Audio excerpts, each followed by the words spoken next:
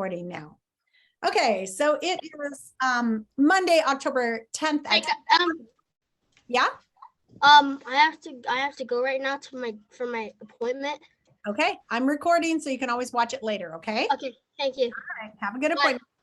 So I apologize. This morning's math lesson, I didn't end up recording anything but the sound, which doesn't work very well when I'm like, look at this page. So I didn't post that. But if anybody's having problems with the math lesson and wants to come back and talk to me, you can always come in at the 11 o'clock time. Okay, so it's Monday, later in the day. You guys have done good work today. Nice work on math this morning. It is writing time. So wrap your heads around your writing, and you're still working on that story about somebody, a character that goes exploring and discovers new worlds. There's nothing in the language arts lesson today really that pushes you on. It's still in that sort of planning phase. So I thought I'd go ahead and show you the lesson tomorrow and what it says about writing. So I'm going to share my screen right now.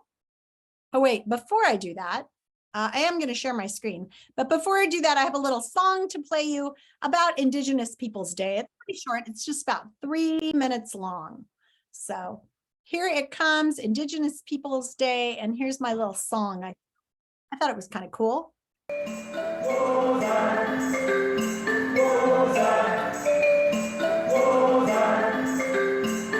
One earth, one people, one love.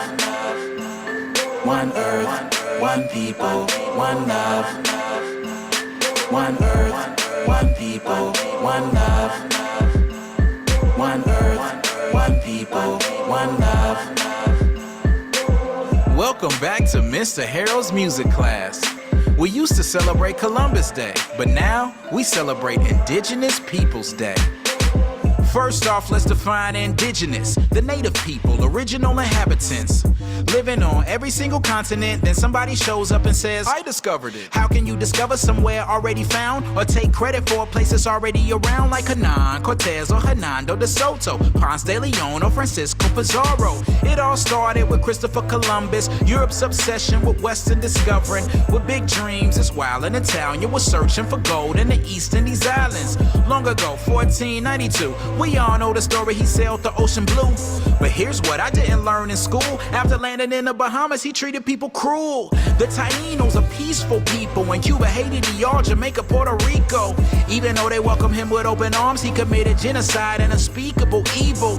I wish that's where the story ends, but colonization is a sickness that spreads. Speaking of sickness, literal diseases, smallpox, chickenpox, and the measles.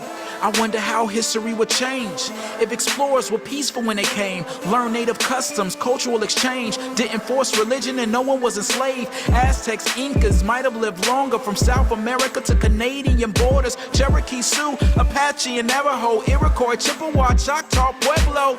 The list goes on. So many tribes, so many stories, so many lives. Show love to the indigenous ones, from ancestors to those still alive. Sing! One earth, one people, one love.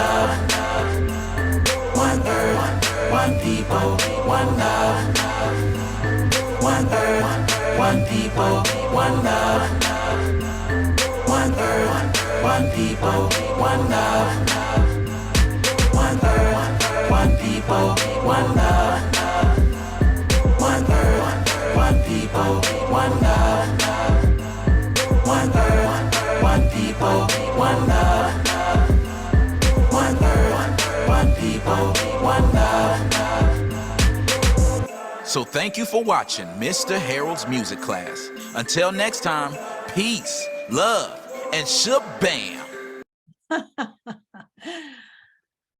So I like that video because I think it shows, oh, and of course now I can't get it to shrink. Come on, dumb thing. It shows like all the. So now I'm going to teach you the sign language. No, it shows you all the different places in the world that are places where Indigenous people live. And it kind of shows you like a little bit about history and what happened with history, but not a ton. So it's just something to think about. Mila, did you have a question or comment? It's not about the video. I thought it was really sweet though. So Could you let Evie? Oh, you already let her in. She texted me and she told me you weren't letting her in, so I wanted to ask. Sorry, in the middle of videos, I don't actually see kids trying to get in sometimes, so sorry about that. But that's a I good let one. her in. All right, friends. So that was just a little another thing about Indigenous Peoples Day. And it's kind of interesting that we used to call it Columbus Day after the guy who supposedly discovered America. The only problem with that theory is that there were a lot of people living here already when he discovered it. So just something to think about as we move on in our writing. So now I'm going to share my screen and show you the lesson for tomorrow. This is tomorrow's lesson, 2.04. So you don't have to be on this one yet, but on page 7, it says dig into dialogue. It's time to dig into some dialogue. When writing a narrative, dialogue is an important and useful tool. And I think you guys are all doing a pretty good job of including dialogue. But what I actually kind of liked about this is in the story, it actually shows you how to punctuate dialogue. And it tells you that you can use your tips for dynamite dialogue in the resources section of your writing binder. Well, I don't think we have this section. I couldn't find it. But when I went up here and looked in the resources, I was able to find it. So I went in here into course-wide resources, and I went down here to look for tips. And look at this, tips for finding the main idea, tips for dynamic dialogue. So I opened that up and found this cool worksheet, 3 ways to use quotation marks. At the beginning, quote, the car is fast, he said. At the end of a sentence, he said, quote, the car is fast. You'll notice the comma comes first, then the quotation marks. Comma inside, then the quotation marks. End mark, and then quotation marks. Quotation marks, the car, comma, quotation marks. He said, comma, quotation marks, is fast. End mark, quotation marks. So here are 6 rules for using dialogue. Place quotation marks around what the speaker is directly saying. For every new speaker, begin a new line or a new paragraph. Commas and period go inside the quotation marks. Use commas to separate dialogue and the speaker, except when you're using an exclamation point or question mark. Capitalize the first letter of spoken dialogue. Capital, I sure did. Thanks for reminding me, it was tough without them. Indent new lines of dialogue. So this is kind of a handy little sheet. If it were me and I had the opportunity to do it, I would probably print it out. Remember, if you didn't know where to find that, you go up here to your little file cabinet. That's your resources. Click on it. Then when you get into your resources, you have them for every module, but you also have these course-wide resources. And there are all sorts of great helper things in here. Adjectives, conclusions, context finding, elaboration, how to cite an anchor chart, all sorts of information on quoting and paraphrasing, spelling strategies. This is just a lot of really useful stuff. So keep those resources handy. Then you'll see that after it talks about quoting, it goes to the next page. And on page 8 of our next lesson, it talks about body paragraph. Carolina and Eduardo are blown away. Your introduction is complete. They cannot wait to read your amazing story. They know it's going to be one to remember. Now, step 3 of the writing process is not yet complete. Since you have completed your introduction, it's time to conquer the body paragraphs. Use the writer's checklist to help her write a rough draft. The events are in order. Transition words connect the events. So like later, after that, later that evening, the next morning. Dialogue is properly formatted. Details and descriptions of thoughts and actions are included. So this is kind of like SAID, setting, action, inner thought, and dialogue, and adding all of that. This is just an example to show you what it looks like. And then on the next page, page 9, it says move into the writing groove. Take out your graphic organizer or your plan. Write a rough draft of your 2 to 4 body paragraphs. Remember to look at the events you grouped for each paragraph. Use the tips for dynamic dialogue to add that. And make sure you've used the writer's checklist and get everything in there. So again, this is in tomorrow's lesson, pages 7, 8, and 9. For now, though, I'm going to show you my story. What's your question, Mila? I don't know why, but I always forget what a rough draft is. Yeah, it's just like the first copy of your story. So here's my rough draft that I started the other day. So this is my story about the kid who goes up Mount St. Helens.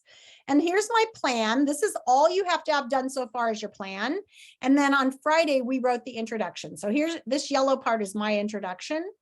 The Compromise by Miss Laws. Toby, make sure you know where your hiking boots are because tomorrow we get to climb Mount St. Helens, my dad said cheerfully.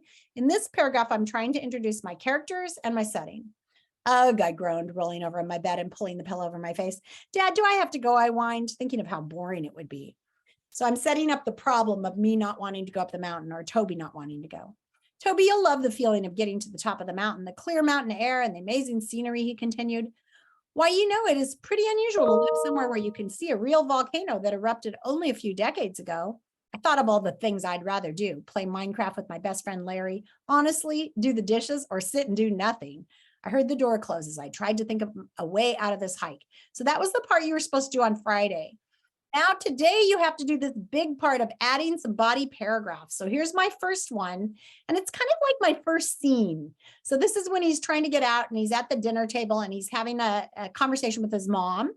And then I go to the second body paragraph, and sometimes it's more than one paragraph just because of the way I have to indent, but it's kind of the second scene of my story. And then finally I get to the heart of the story. This is when they're climbing the mountain and things are going wrong. And they have to solve the problem. So this is where the problem is. You can see it's the biggest part of the story. And finally, my resolution where I solve the problem and my conclusion, which honestly isn't very strong right now, I'm going to have to add to it. So I am going to share a link to this story with you right now in case you want to study it at all for some ideas. I'll copy the link and I will put that into the chat. But I'm happy to answer questions. I'm happy to confer with you and help you come up with ideas to make your writing stronger. But today you need to write the main part of your story. Since it's all planned, it should write pretty fast. If you are writing and you misspell a word, please keep going. I want you to write as fast as you can today to try to get the whole story down.